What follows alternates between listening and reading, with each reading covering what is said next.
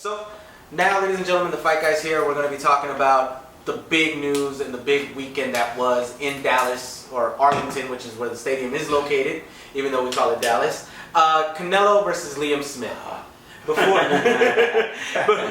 we get into that, though, we'll talk about the undercard. We'll talk about what went on. Wait, you say the undercard? Yeah, we're going to talk about Diego. We're going to talk about Diego De La Hoya. We're going to talk about Jojo Diaz, and then we're going to talk about what everybody said was a dreadful co-main event. But before that, let's talk about the two fighters that actually did impress, and that was Diego De La Hoya. I don't know what you guys saw there, but to me, he is impressive. He has been getting better with his work with Joel Diaz, and everything just looks like it's clicking between them. He's going through a harder route. I know a lot of people are going to say the only reason why he was there was because of his last name and his relationship with Oscar. But to me, the kid has actually shown that he is the goods and does need to be shown out there, but not on pay-per-view. He needs to be more on HBO Latino and HBO Championship fights. Like Jojo, when he was with Andre Ward, he was the co-main event. He needs to be shown there before we actually have to spend the money to see him on pay-per-view. Like I know when he sells out of Belasco and everything, or in Fantasy Springs, those are for the local fans. But for the nationwide fans, he needs to be shown more. He needs to be out there more. What did you guys think about Diego De La Hoya and his performance? 10 rounds of nothing. I mean, he looked good. He didn't get the knockout, but I've always been impressed with him. I've seen him at Belasco, and it's funny because I'm gonna sidetrack a little bit. I see him in the ring, and then when he get out the ring, I'm like, this little motherfucker is like a midget. I'm like, Jesus. Yeah, I'm like, damn, you're a little. Like, I'm just flabbergasted. And this is fight night, so that means he's gained 10 pounds or maybe 12 pounds. I'm like, this is a little motherfucker. You know what I mean? But his boxing skill, you know when I got his respect? When he fought the last on the undercard of Amir Khan? Yes, when he fought the Khan Canelo. And he threw that fucking uppercut.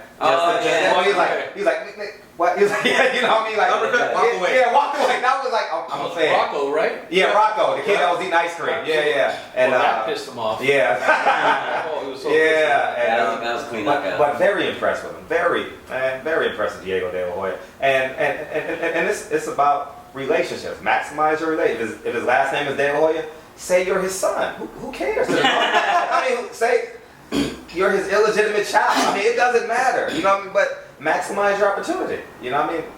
Impressive performance. I would have loved to see a knockout. At that stage in his career, I would have loved to see a knockout. But outside of that, 10 rounds of nothing. Easy work for him. I'm going to be honest, I didn't see the fight. I was with my daughter. But what I do know of Lou DeVal, he was a former champion. What I've seen of De La Hoya, he does get better each time. And from what I heard in this fight, he fought well, but nothing impressive, was nothing exciting. But he did what he had to do, which is get the win. But yeah, so far he looks a lot better. When I saw him in the beginning, I wasn't too impressed. I didn't think too much of him. But in the last couple of fights that he's had, he looks a lot better. And I think when you were talking about maximizing his last name, his relationship to De La Hoya, they've mentioned it over and over again that it's his cousin. However, I know Diego has told me during interviews that he does not want to be seen that way, that he's Oscar De La Hoya's cousin. He wants to be able to make his own name. Because then there's so much pressure on to be the next De La Hoya, which we all know he's not going to be the next Oscar De La Hoya. But, the kid looks good. He looks good. Sal, your thoughts on it? I know you were watching it. You know what? I love this kid. When I started watching, like most of you guys, he just looked almost skittish. He had that amateur style. I remember he fought in the undercard not in the undercard, the day before Canelo Floyd. And I even told his manager, I'm like, I don't know about this kid. He's just too skittish. The whole Sergio Mora kind of thing he had going. He's been put in tough. I mean, he's looking good. His counter-punching ability, and I think all this is credit to Diaz. His coach has been amazing. He's done great things with him. He doesn't have that pop you want to be exciting, which is why I think he has an exciting style, but because the pop isn't there, I think that's why a lot of people are turned off. But if you really look at the fight he just had, especially against a good Puerto Rican dude, his counter-punching ability is just, it's a thing of beauty, especially at that weight. Because, I mean, they just look like little roosters just again, I think he did great. Can he be better? Yes. Will he be better? Yes. But look at his fights. What is he? 15-0 now? 16-0. 16-0. sky's the limit for him. And Golden Boy has a lot of great prospects in the Yeah. 122 and 126 weight class. So Yeah, there's going to be like a it's huge collision course. round-driven type of And tournament. that's the other thing. Golden Boy, you can say what you want to. He's the nephew of blah, blah, blah. But I mean, look at guys, like I'll give you an example. Nick Arce from Golden Boy. You can only be protected so much. And in my opinion, I don't think Diego has. He's gotten a lot of tough tests. He's passed them. Didn't he fight, I think it was 4 fights ago, the same guy that Leo Santa Cruz was fought for his belt? Yes, he did actually. And he got him and he beat him. And it was a real tough fight. But again, the fights are tough enough where he can win. And tough enough where he can progress. So I think so far they're doing great with him. Yeah. All right, now let's move on to the next guy who I honestly believe stole the show.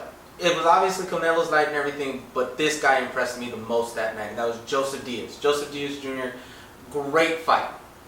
Showed off his skill, showed off where he's at right now. To me, he's probably about where Oscar Valdez was a year ago. And Oscar Valdez, you see where he's at right now.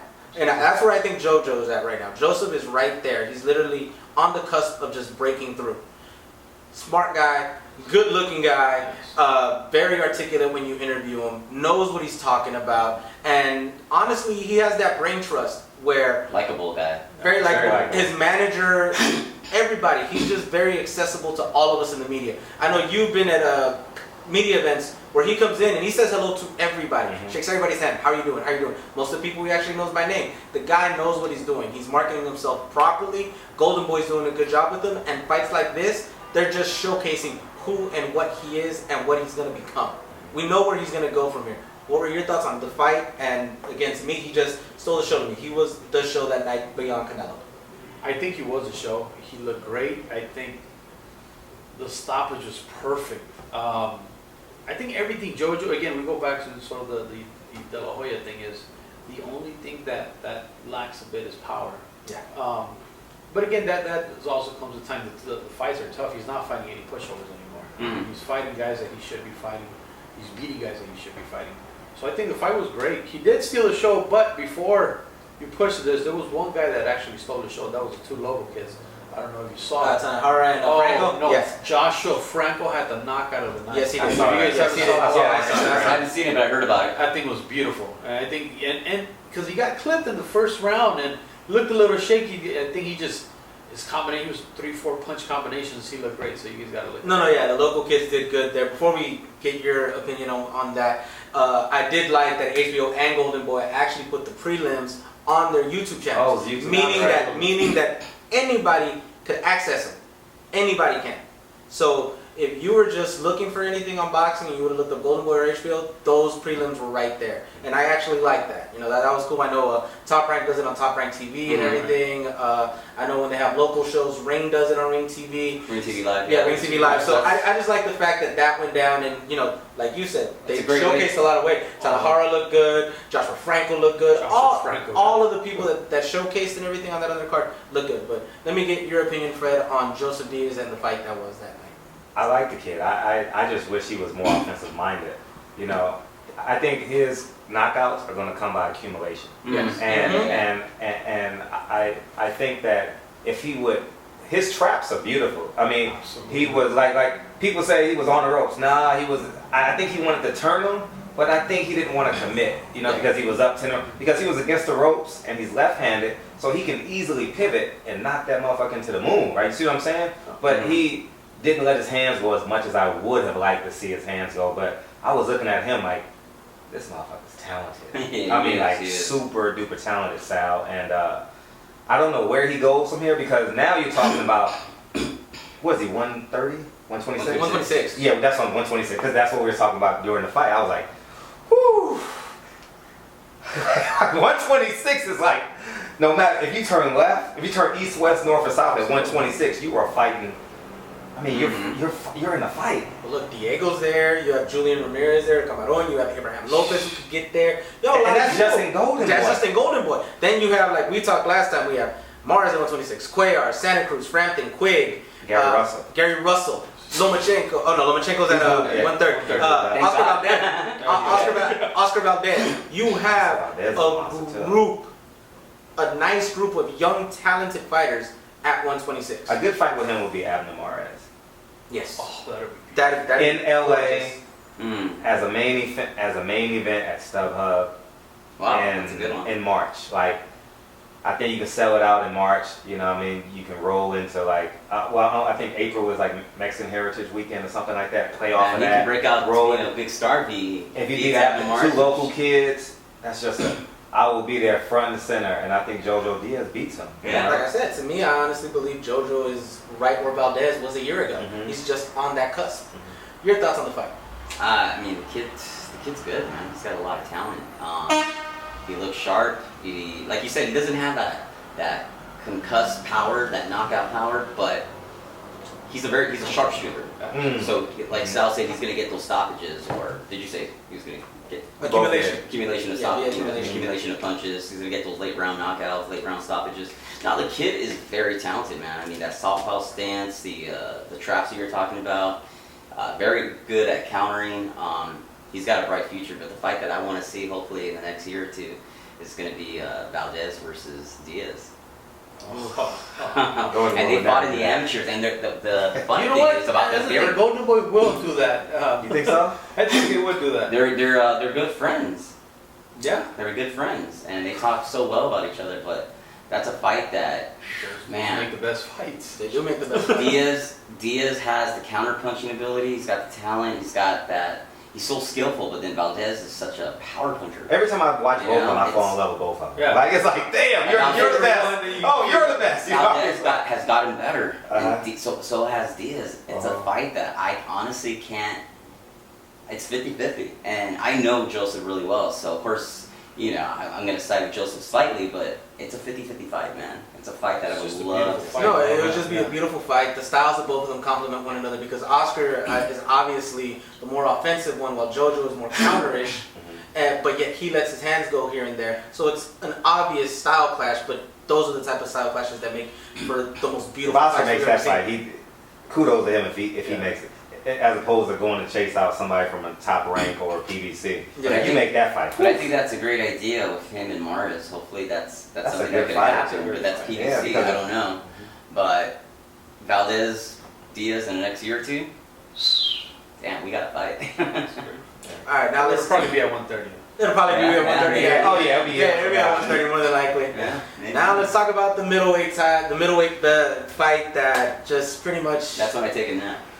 gashed everybody out before the big show, and that was Gabriel Rosado versus Willie Monroe.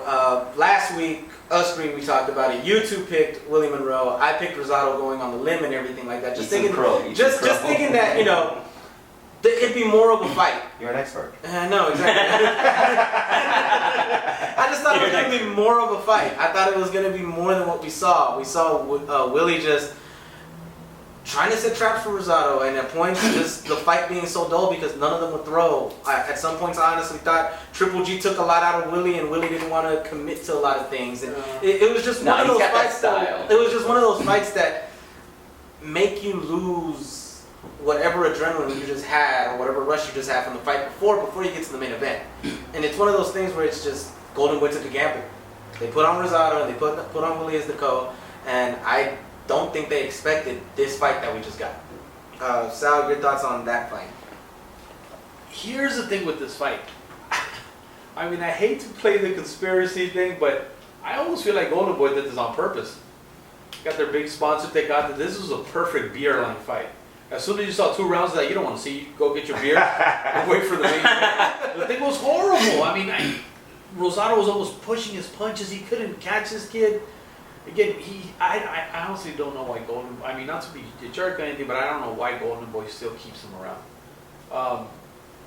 If I were him out, and I told even Golden Boy people, I hope he goes to PBC, make himself some money, and he does not belong in Golden Boy at all.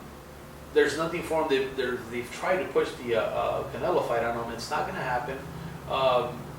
He went with life and death at StubHub against pretty much a cab driver. I mean, I really think the guy was a cab driver, and it was just a horrible fight. Canelo would rip him apart, man. There's no reason to make that fight. Yeah. I really hope he made his money, just goes away and goes fight somewhere in Philly and talk his ass off somewhere. But not here. It's not.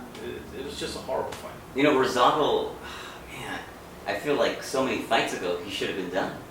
I kept asking myself, how does he keep getting fights after fights after fights, loss after loss after loss? I know he puts He's it a all. great salesman. I know he puts it talks a all good game. on the line, but when you watch the fights, there's so many times that he's not even in the fight. Yeah.